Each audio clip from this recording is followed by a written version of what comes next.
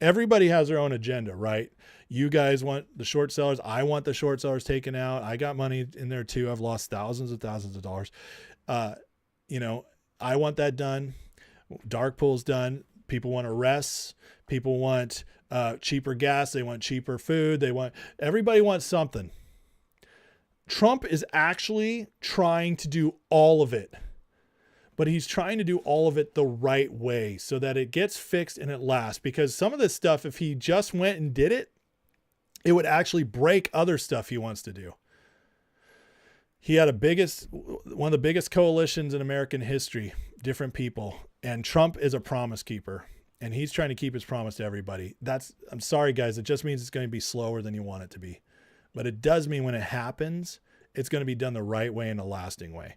And that actually should make you happier than him taking a wrecking ball and maybe just breaking something along the way. That's how I look at it. I keep seeing us winning. I literally have zero doubt about this. Zero. I truly believe that it's all going to be cleaned up over the next few years, but it's going to take time and it's going to be slower than you want. So you have two options. You can sit and focus on your one little issue, which is a big issue to you, but it's a little issue in the grand scheme of things. We can all sit and focus on our little issue, and we can complain about it every day and be miserable. Or we can look at the grander issue that our entire country is being fixed. We're going to leave a better country in all areas to our children and grandchildren. And we can celebrate legacy, something that actually matters. And we could say, oh, let's do this the right way. And then trust that when all of this is getting fixed, I'll get what I'm waiting for too. That's how I'm looking at it. You're never going to convince me otherwise. Not one person. I've had many people try. It's not going to happen. I'm locked in. I see wins every freaking day.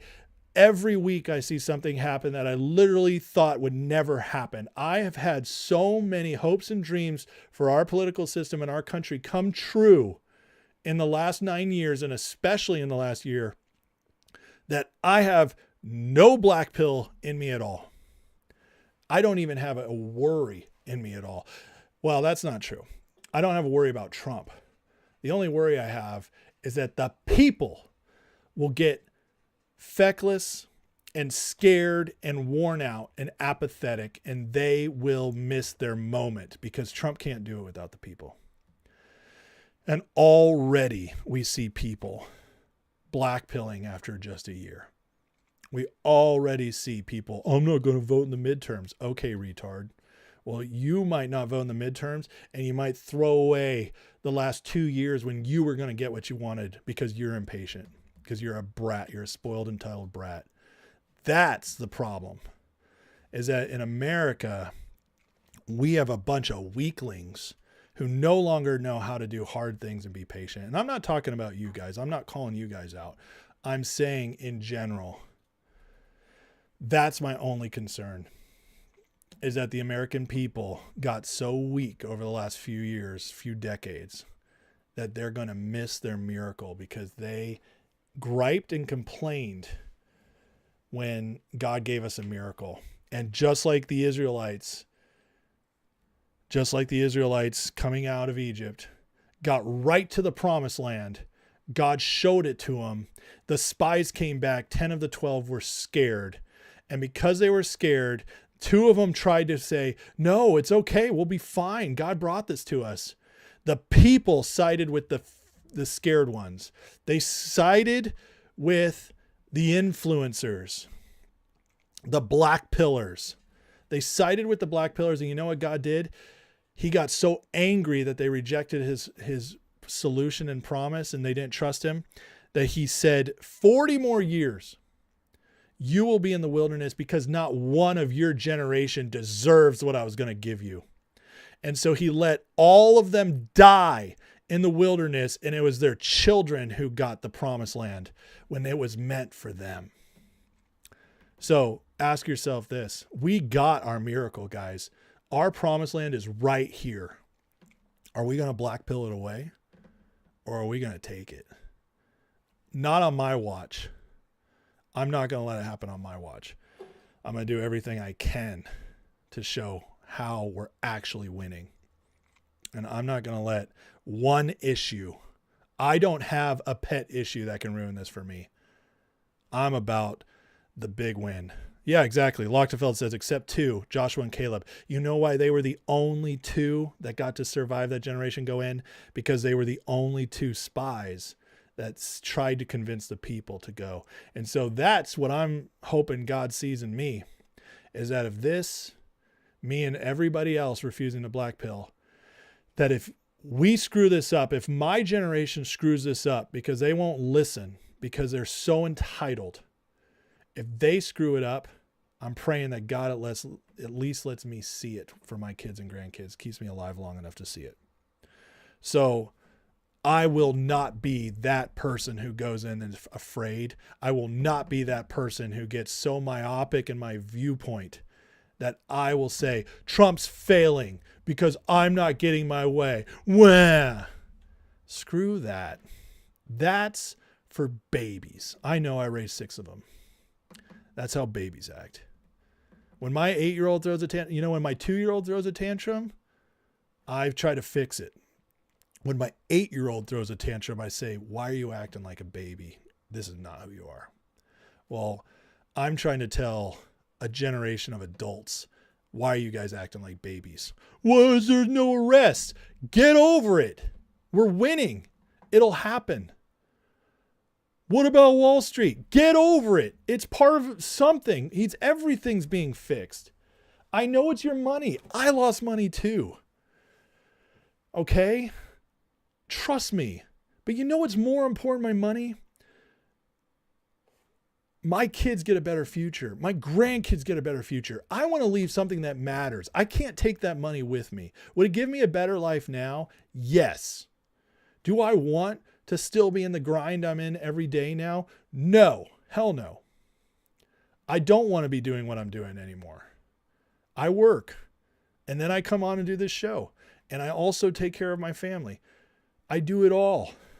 I show up every night here because this matters for my legacy, for the future. I work during the day to provide for that family. I would love to have my breakthrough where I can work on my own, where I can build on my own. I can't do that yet. I'm not there yet. That's my dream. That's my promised land. That's what the money, if Wall Street got fixed, would help me get. Do you think I want that? Yes. But you know what's way more important to me than that is that my kids get that chance. I would rather them get it than me. And so I just don't have the patience anymore. Drives me crazy. Oh, we hate Trump, man. He just freaking won't fix Wall Street. I'm at the point where it just drives me nuts. And I'm not saying you. Please don't take it personal. People writing this in the chat. I don't mean you guys. I do mean the people who are actually ditching Trump because they're not getting their way, who are actually refusing to see the hundreds and hundreds of wins that I went over on New Year's Eve, went through all the wins of 2025, hundreds of them. And they won't see those because all they care about is their one thing. Screw that. That's what babies do. Hey, you got everything going for you. You get to nap and poop in your diaper, and you get to watch, your show when you want, and you get to play all day. You don't have to work. Everything's provided for you. Wow, I want that toy that she has that I didn't even want 2 minutes ago, but now she has it. I want that. Wow. That's what babies do. And every freaking person who's turning on Trump despite all these wins, who's saying we're not winning, is a freaking loser. I don't have time for loser mentality in my life. I can't. I got kids to raise. I have a future to build for them. And I see that we were given a once in a generation chance, maybe a once in a century chance, to actually change the world, not just America, the world, but it starts here. And we got one chance. God gave us one of the greatest miracles in history. when everything, the greatest nation in world history, was about to fall apart, no hope, God gave us a man nobody expected. And he gave us a man and a movement. And we have one chance. And if we don't do it, it's going to come back, because God will always bring back the chance, but it won't be on our time. We will miss it. And I say no. I refuse to let that happen. What I am coming after, though, is that mentality. And if deep down you know you're having that mentality, you're struggling with it, kick its ass and send it packing. Say goodbye. I don't want to be that person. And don't be. You have the choice.